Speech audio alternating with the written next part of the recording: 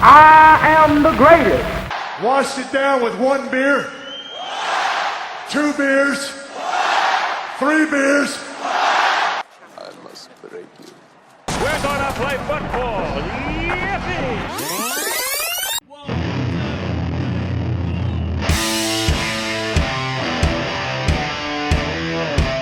The CFB on OSG with your host, the Online Sports Guys.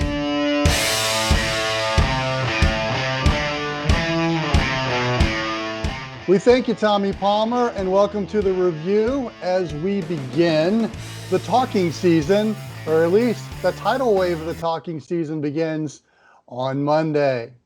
John here, John there, Phil there. How you doing, guys? Yeah, I'm not exactly sure how we're going to show up on the three-way split this time. Since you're doing most of the talking, I suspect you'll be the guy in the big screen, and then we'll be in the smaller ones, but I guess we'll find out. That is up to you. Okay, well, let's start talking about media days, which really, let's start big picture here because I've been to 10 SEC and 15 ACC and a handful of Big 12 media days. And I went to a Big Sky once here and there. They used to be like get-togethers for the media. Obviously, you got all this material with the coaches and players, but now they've become like TV shows, especially since the Dark Overlord has taken over a few conferences. The Emperor does not share your optimistic appraisal of the situation. Yeah. And turned them into their personal television shows. So really, guys on the outside looking in, you kind of get a little crumbs here and there, but they've really turned into TV shows now. Yeah, the SEC and the other conferences have come to realize, much like the NFL with their Super Bowl Media Day event, they might be able to make some money off of this.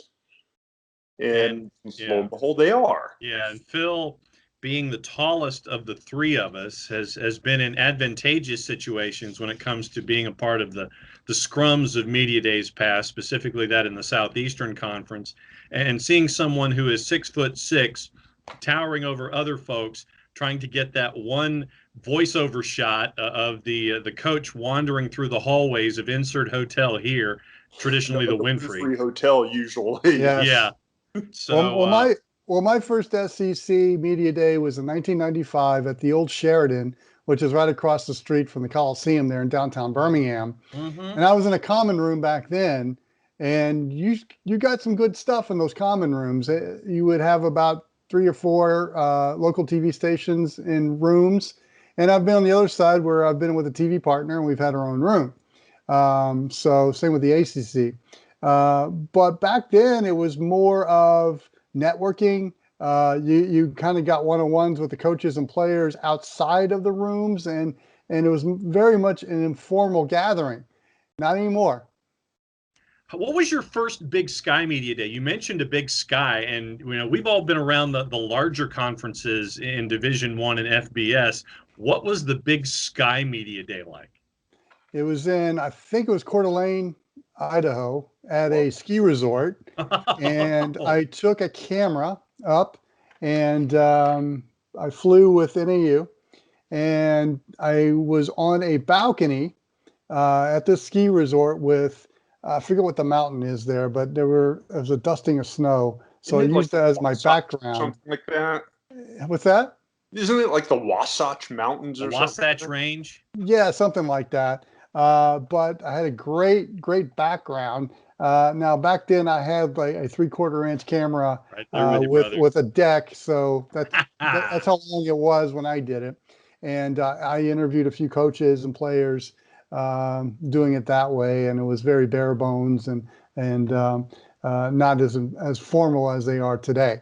But now it's you see the Dark Overlord set.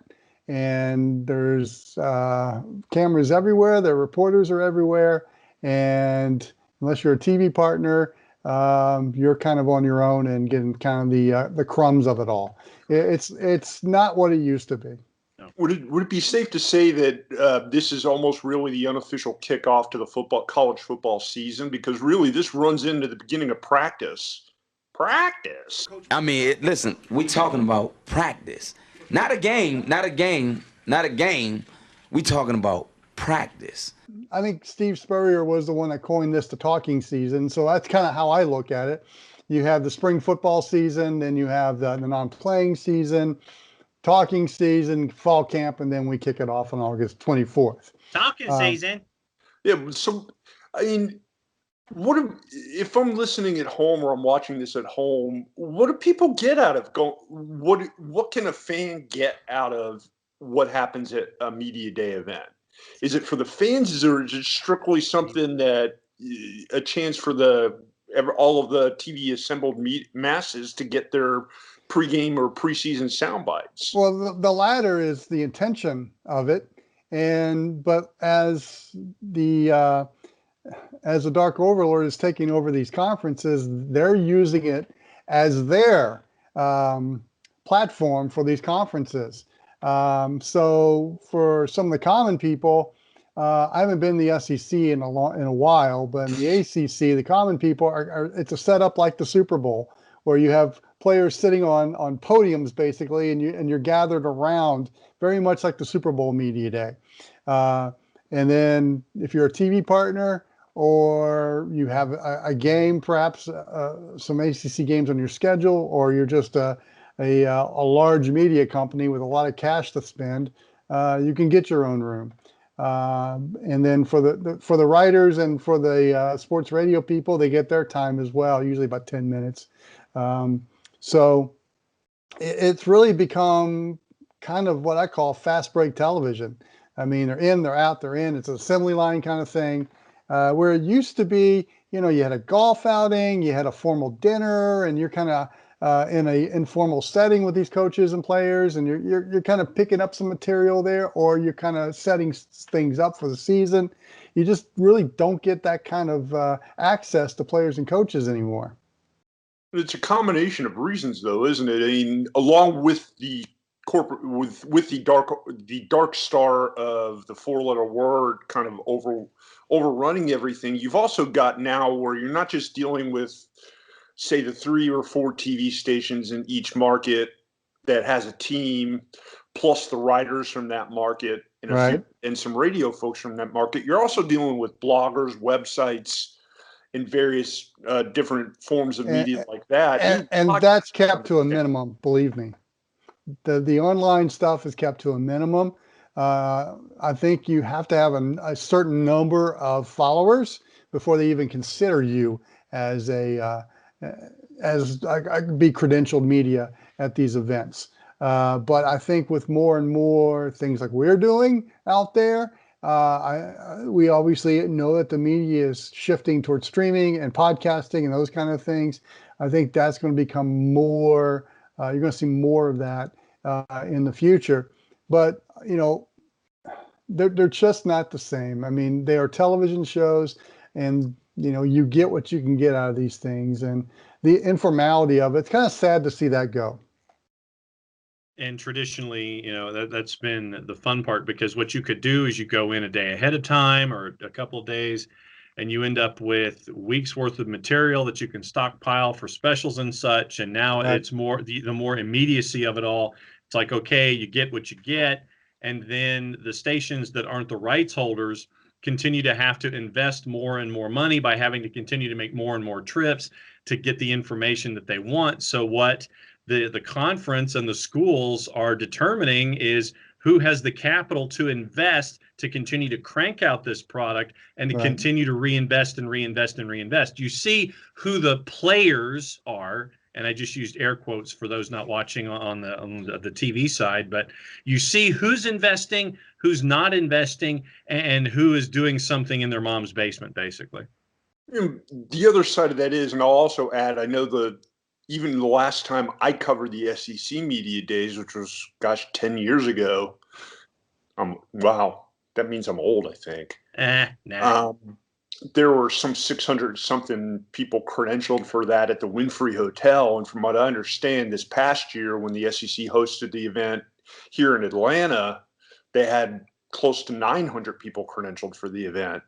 So it is kind of getting a little bit almost unmanageable with that. But The other thing that kind of comes out of that is it's kind of the beginning of the preseason prediction season too, because you're going to get polls like in the SEC. You get the writers poll for all conference teams, who's going to finish where in the conference, et cetera, Yeah. which I wouldn't put a whole lot of credence in because, like every other preseason poll, it rarely plays out the same way it's predicted.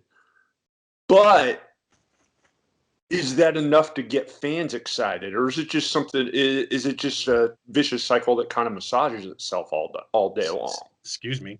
Yeah, I went there. Well, it was always, and the intention was always, as John pointed out, to gather material that you're going to use throughout the season, and it was also a chance for a local affiliate that was covering their hometown university to get material from the other teams in that conference. And it made those places look bigger than they actually were. And I remember when I was working in local TV, that's kind of how we handled it. But now it's not informal anymore. It's very, everything's scheduled right to the last minute. You don't have really those opportunities to network like you used to, especially with the players and coaches. And it's really a whole different ball game. But we've all, and Phil and I, we've shared about how we've been to SEC Media Days. A lot of characters happen and during that time, and there's going to be a lot of storylines again. And let's explore that when we come back right here on The Review. Everybody buckle up. Buckle up. Let's go. Buckle up. Can we go to the store? Mom, can we get some ice cream? Everybody, buckle up. A lot goes on in the car, but you're in control. So only move when you hear the click that says they're buckled in. Never give up until they buckle up. Learn more at safercar.gov/kidsbuckleup. A message from the National Highway Traffic Safety Administration and the Ad Council. Soccer Down Here is sponsored by Apolinski & Associates, LLC, personal injury lawyers with over 30 years of experience. Call Steve Apolinski at 518-350-4231 or email him at steve@aa-legal.com if you need help with a wrongful death or serious injury matter. Steve Apolinski is rated one of the top 100 trial attorneys in Georgia, recognized as Legal Elite by Georgia Trend magazine for being one of the most effective lawyers in Georgia. Welcome back to The Dog Show. Up next, we have Satchmo. Satchmo is a member of the Shelter Pet Group. That's right, a group known especially for their couch-snuggling, ball-chasing, face-licking, and, of course, companionship. Now, let's see him in action. Look how he makes eye contact with his person. That's actually known as the treat stare. How intuitive, and now he appears to be excitedly turning in circles. Ah, the happy dance so common with this group. But really, the best way to know an amazing shelter pet like Satchmo is to meet one. Visit theshelterpetproject.org today. Adopt. Brought to you by Maddie's Fund, the Humane Society of the United States, and the Ad Council. If you want to scale a mountain, buy boots. If you want to turn your crush into something more, say hi. At Country Financial, we know protecting the things you love and preparing for tomorrow start with simple steps. So we help you take small steps today with insurance and financial services that can have a big impact on your family's future. For all your home, auto, and life insurance needs, call Jason Wright at 678-568-6871. Toto, I have a feeling we're not in Kansas anymore.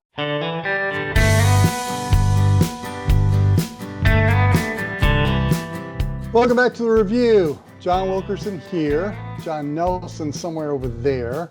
Phil Cantor somewhere over there. I'm at J Wilkerson 16. OSG Nelson for John. Phil is at OSG Phil. And we want you to get on the Twitter and let us know how we're doing at OSG Sports. And we want to hear. And also, we've got our app on your iPhone or on your Android right there. We see it right there in John's phone. His is an Android like mine. And there you can hear all of our podcasts from college football. And we have a few. Soccer, we have a few of those too. Lacrosse and many others. Yes. We have a podcasting network at OSG Sports, and we'd love for you to be a part of that. And if you're watching the video version of the podcast, I promise I'll put little supers under or little lines underneath us to tell everybody who we are. Like a good producer. All right, we're talking about about media days in general. The SEC begins theirs on Monday, as does the Big 12. SEC gathering in Hoover, Alabama, after a year away. And I've been to a few of those at Hoover. I know, Phil, you've been there. And the thing about the SEC media days, back in the informal days, I guess, is the gathering of fans, especially from Alabama and Auburn, at the lobby was a sight to behold. Watching the coaches and players maneuver from that was always kind of interesting. And then something always strange would happen at these SEC media days that you're just raising your eyebrow like, wow, and I thought I've seen it all, and now I have. I have actually seen it all because I saw Phil Fulmer get served with a warm. I was there too. I remember that as well. That was crazy. But I mean, we're talking about the SEC going in during as the off season has dragged on here.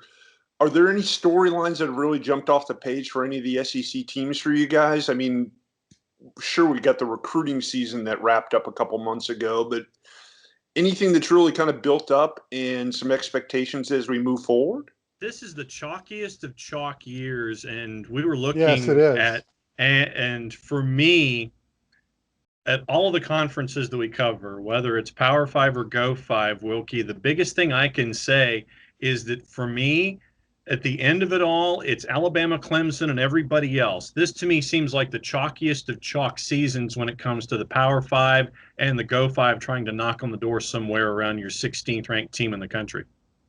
Well, I'm right there with you with the chalk. I think for the SEC, I really think that LSU is going to be a talking point with Joe Burrow as their quarterback. I think he's listed to be there. But I think Ed Orgeron is going to get a lot of questions about his offense. And for certain numbers of media members there, they're going to need a translator for Coach O. But the other thing to me is with the offensive players and coaches from Ole Miss, Rich Rodriguez as the offensive coordinator was probably one of the most interesting hires in the offseason. Most likely to be served with a warrant at this year's SEC Media Days. Yes, he gets that. And, I think Matt Luke is going to get some questions about that. But other than that, it just looks like it's going to be a conveyor belt, basically, of players and coaches. And, I'm just wondering, I think the big thing to me will be the crowd gathering of fans down the lobby again at the Winfrey Hotel. But does this kick off the build-up for a Georgia team that's expected by a lot of people to not really be pushed in the SEC East, and B, with the offensive line, which everybody seems to think is going to be out of this world this season, is this the team to finally knock Alabama off of their perch? No. Well, I think if they're going to do it, this is this year, and there are going to be a lot of questions regarding that. I think Kirby Smart is going to get his share of, is this the year Georgia gets it done? I have not come to any conclusion on that yet. I want to see a few weeks of the season before whatever my impression is going to be of Georgia, because they've got all the tools there ready to make a challenge for Alabama. But I think one of the things Nick Saban's going to get is about the collapse at the national championship game, and whether with the turnover in the coaching staff, are we in a decline mode with Alabama? I think that's going to be some of the I think that's what's going to be a conversation piece with the media members that are gathered, who just has to ask Coach Saban about that. I can see it happening when he's at the podium for the print media, but I think that's going to be a huge issue as well. And for those of you that like to purvey juice boxes on this kind of thing, Bet Online right now has Alabama at -200 to be the SEC champion. Georgia right now second in odds at +250. Everyone else is +1,400 or more. Well, I'll give Alabama this. They're bringing Tua Tagovailoa to Media Day. Yeah, and Jerry Jeudy, yeah. As we switch over to the ACC, who's not there? Any offensive player, any skill position player for Clemson. Anybody of note? Correct. Trevor Lawrence will not be there. No. Travis Etienne will not be there. They're bringing an offensive lineman.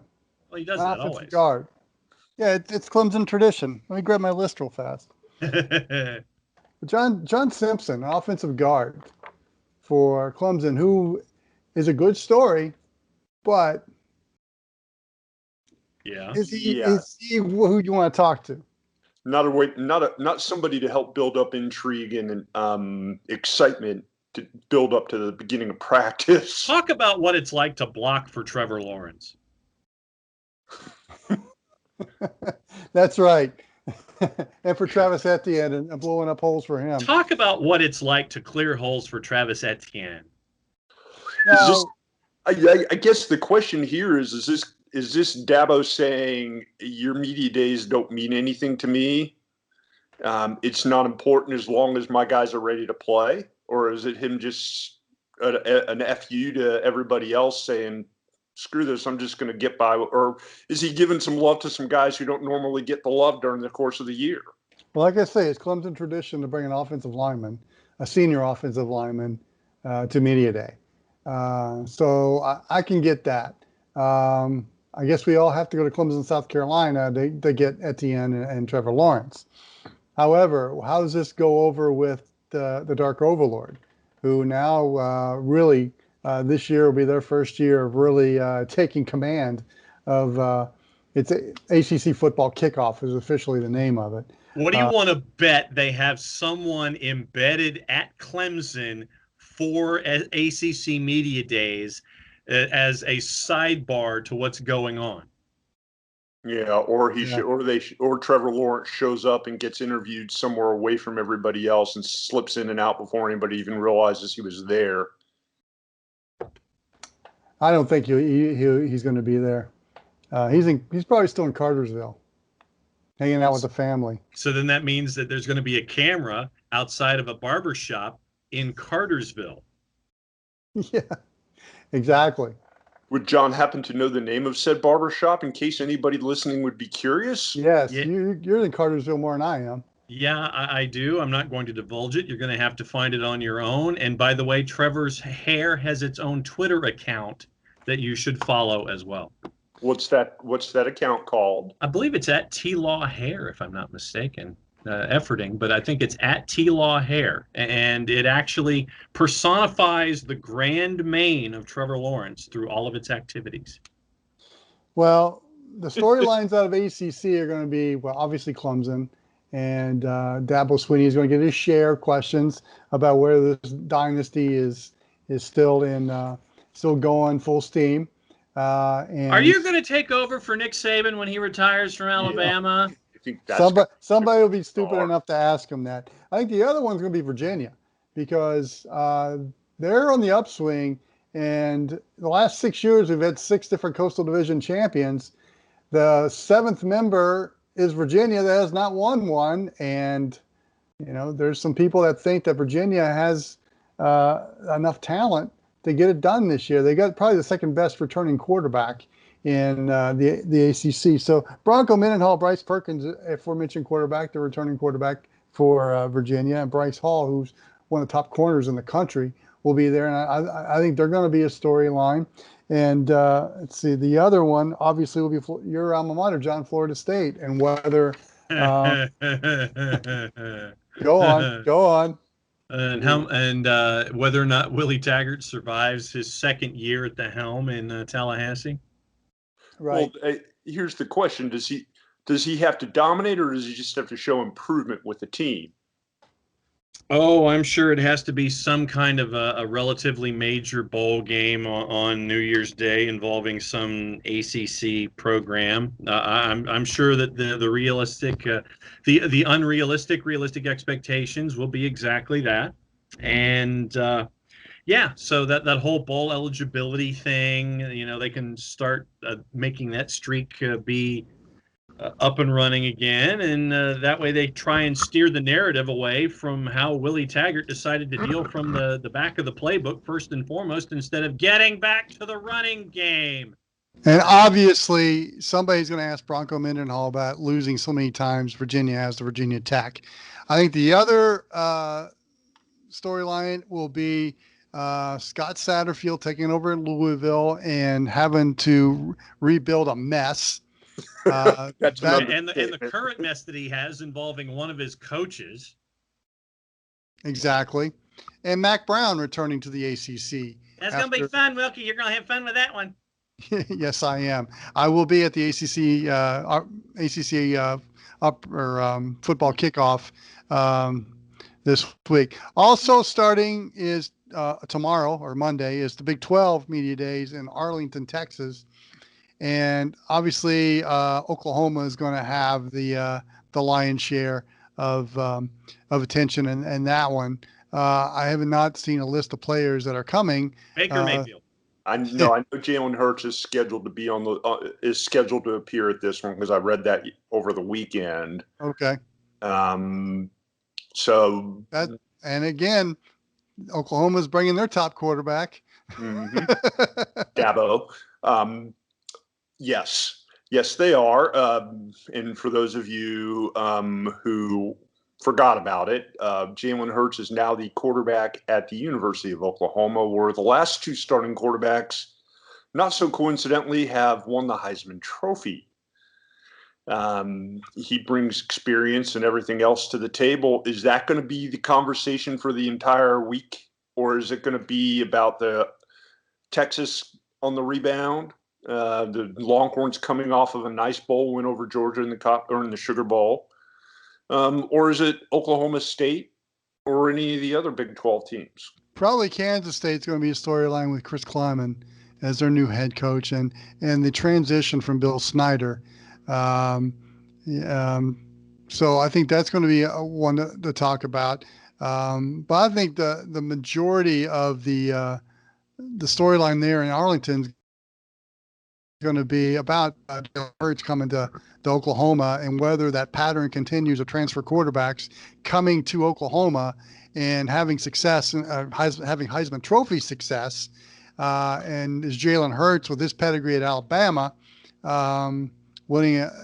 can he win a national championship at Oklahoma? He was part of one at Alabama, and he kind of was the starting quarterback of that until the title game. So to me, that's going to be the big storyline to me at the Big 12, that pattern. And can Oklahoma be the Big 12 representative in the college football playoff?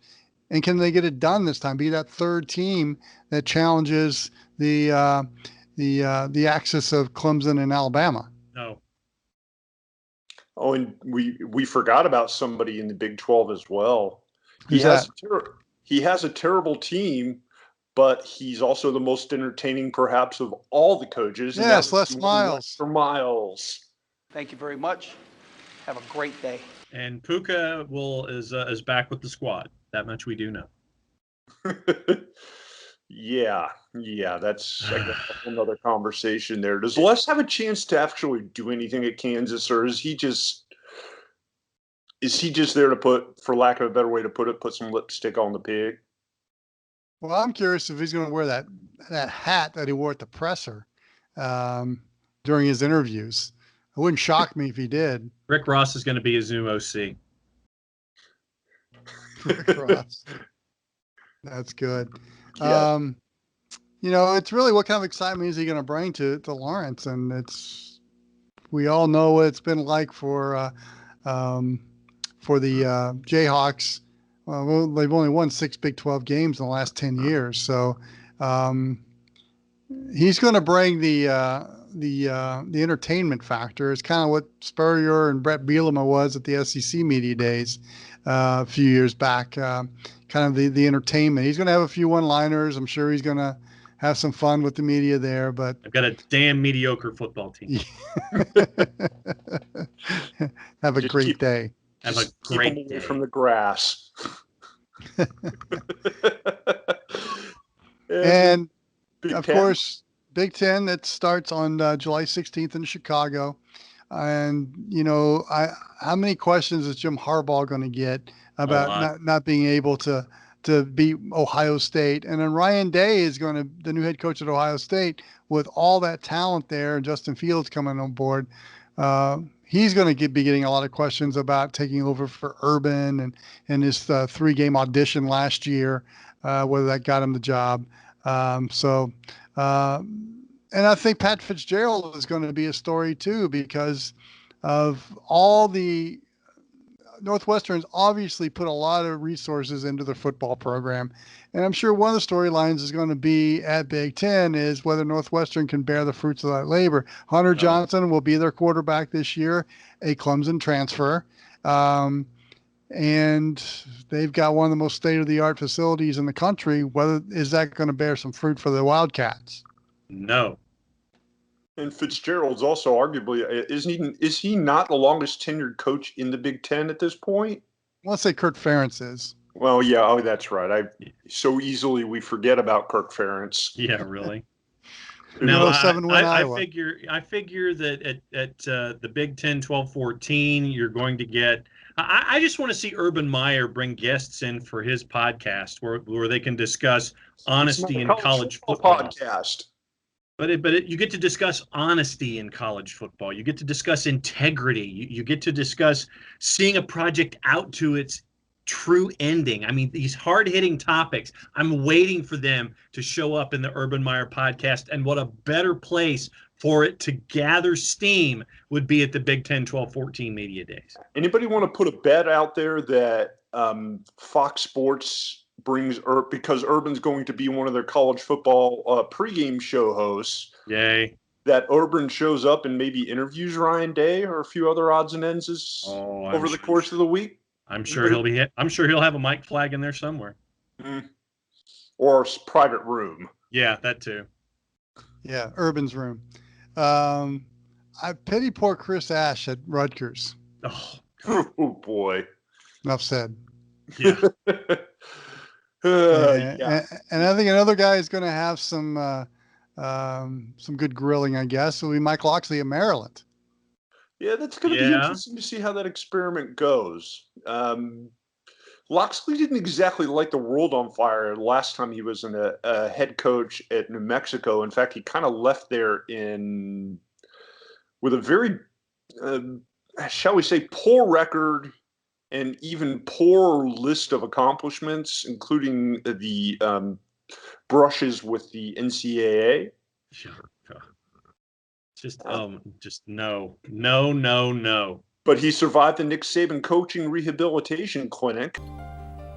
The Nick Saban Coach Rehabilitation Clinic is the premier coach rescue service in the country. Is he the guy that puts Maryland over the top? They showed some signs of life last year. No. No. Well, the other thing he's got to deal with too is his son is the quarterback at UTEP, and he got in trouble with the law. And so think those questions are going to be coming at him. And the other thing too is, last year Matt Canada, in the very difficult role as the interim head coach there, actually had some success and didn't get the head job. It went to head coaching job. It went to Locksley. So I'm sure he's going to have those questions to answer as well.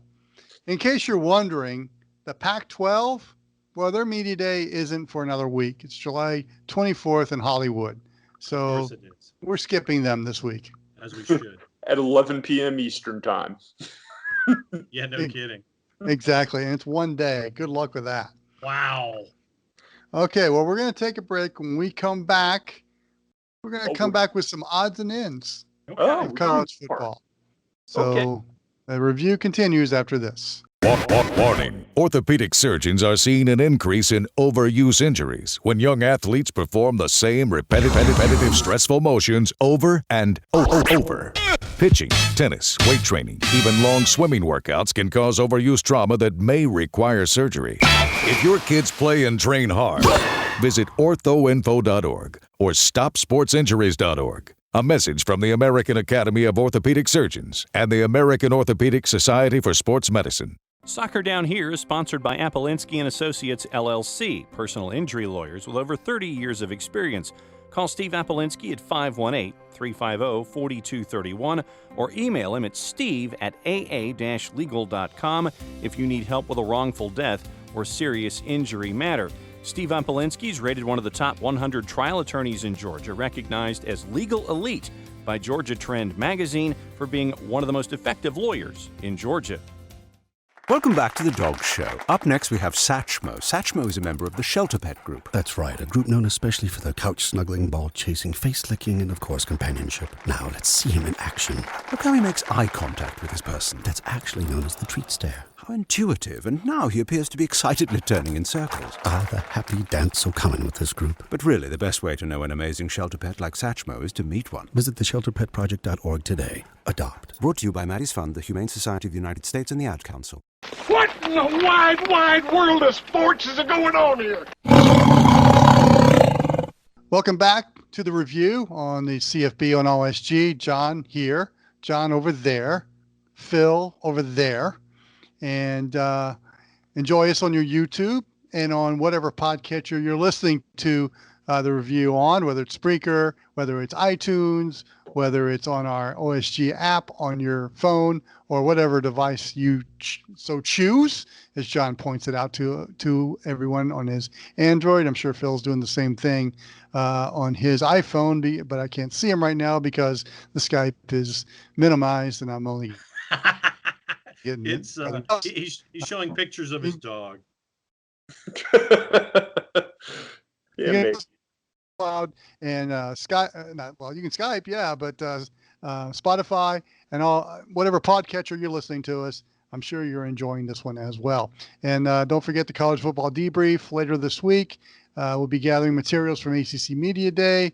We've already recorded a big picture podcast discussing about Clemson and Alabama and whether it's great that they could meet for the 5th time in the college football playoff and 4th time in the college football playoff championship game. I am not predicting that to happen. I am. Well, okay. That's a discussion for another day. And we'll be doing our conference previews as well. The aforementioned guys will probably be involved in those previews as well. So look out for that. And we're also planning, again, a trophy game rivalry show. And you can look for that when the college football season begins. So now, as we go to some odds and ends, we want to talk about Conference USA. There's been some discussions, I guess, among the college athletic directors, I guess, or people within the office of Conference USA about kind of streamlining the conference. It's so spread out as the American is, but John, you brought up the fact that there are talks about trading teams. Yeah. Starts your required reading for the day is from the Denton Record Chronicle. It's dentonrc.com, and Brett Vito has the article where it appears Conference USA, they've been adding teams, working up to their 25th season media day. And there was an idea kind of floated about treating a lot of the Go 5 schools like baseball cards and just trading teams amongst the Go 5s in the American, the MAC, the Mountain West, Sun Belt, and Conference USA. But the stability of Conference USA, they're like, well, what about if we traded for a coach to be named later or something like that, or a team? And I thought it was an interesting thought, but nevertheless, they sit there and they say all the right things. Yes, we're happy with what we have, but then you just float that idea about, what if somebody came in and we traded you over or something like that? I just thought it was a rather unique thought. It makes sense. Go ahead, Phil. It makes some sense if they're going to do it for geographical reasons. Yeah. And if you're going to kind of centralize your base of teams, because there's each one of these conferences all kind of have some weird fits and some schools that are way the heck out of the range for everybody else. So yeah, I mean, if you're going to, in one respect, it would be a way to cut some costs, because instead of having to travel halfway across the country, you're just traveling regionally. So I get that. But it also kind of upsets the apple cart with the TV deals and everything else. So yeah, it would be really, really interesting to see who would be game for something like this, or who would be even willing to consider it. Well, I'm sure the trip from El Paso, Texas to Miami, Florida is not fun, or even from El Paso to Huntington, West Virginia is not an easy, especially how many if flights transfers do you have on that one? Well, especially if you're like the softball team. Yeah. I mean, they can't be fun. The other thing Conference USA mentioned as well is the kind of the stabilization. I mean, this is their financial stabilization, because about 3 years ago, their TV rights took a hit. Mm-hmm. To where they went from 1.1 million to about 200 grand for their media rights. And it seems to have stabilized now, because Conference USA has kind of embraced the streaming services that are out there. But they are going to get 10 games on the NFL Network. CBS Sports Network will be doing some games, and then ESPN Plus, if you happen to purchase that service.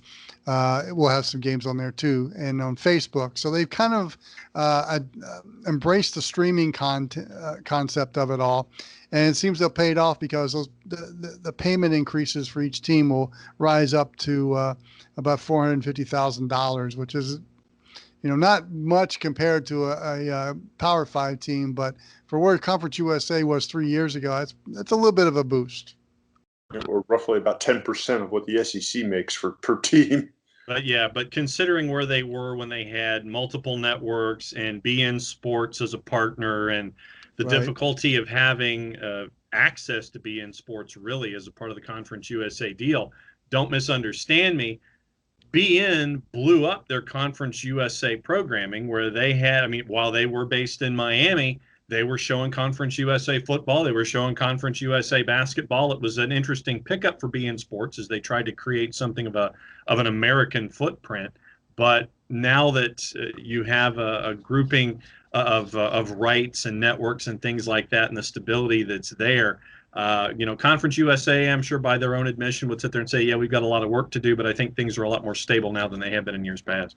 I failed to mention they're also on Stadium as well.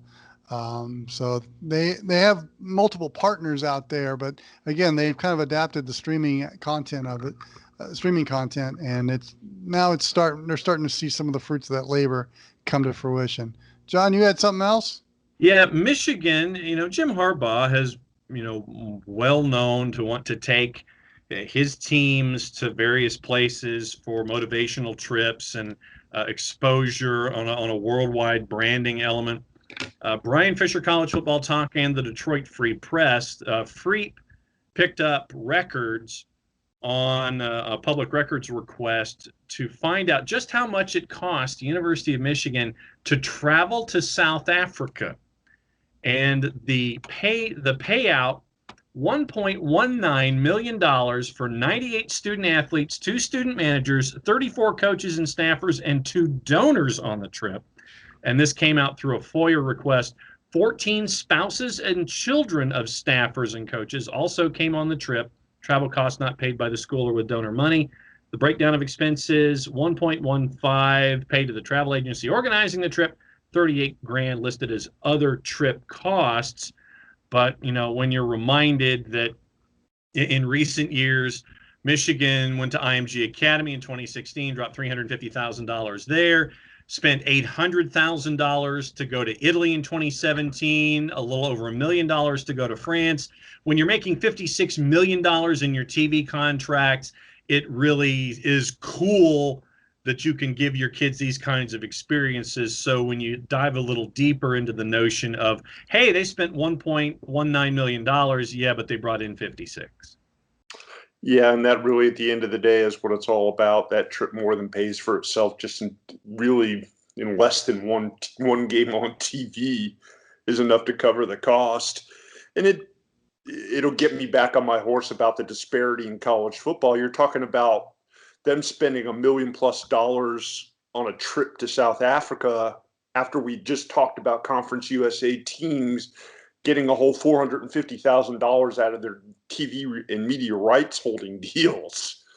Where's the equality, or where's the balance in that? And how do you justify having one program play the other program when you're operating at such a disadvantage? Well, a Conference USA school can get $1.1 million by playing Michigan in Ann Arbor. So it kind of equals out a little bit, right? That covers most of their expenses for the season. Right. Well, it funds the soccer program. I just got this vision in my head about the great people of South Africa seeing American football and Jim Harbaugh with the winged helmets out there and their impressions of the game. That we all wear khaki pants and eyeglasses and look incredibly professorial the way that we do college football. And is this a way to get into the recruiting of South African athletes? No question. No question. I think it's just a way for him to say that, look at the experiences we get to give your kid if he plays football for me. He gets life experiences he'd never get anywhere else. Yeah, that's about it. Well, guys, I think we kind of exhausted our time. Looking forward to the various media days. Again, I'll be at ACC Media Days later this week. And we survived a show without Phil referring to a bleeding scrotum.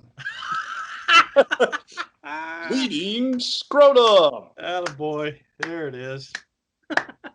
So, guys, say goodbye to the masses. Goodbye to the masses. Bye, everybody. Hope you enjoyed the review. For Nelson, for Brother Phil, I'm John Wilkerson. So long, everyone. Over? Did you say over? Nothing is over until we decide it is. Was it over when the Germans bombed Pearl Harbor? Hell no! German? Forget it, he's rolling. And it ain't over now. Game over.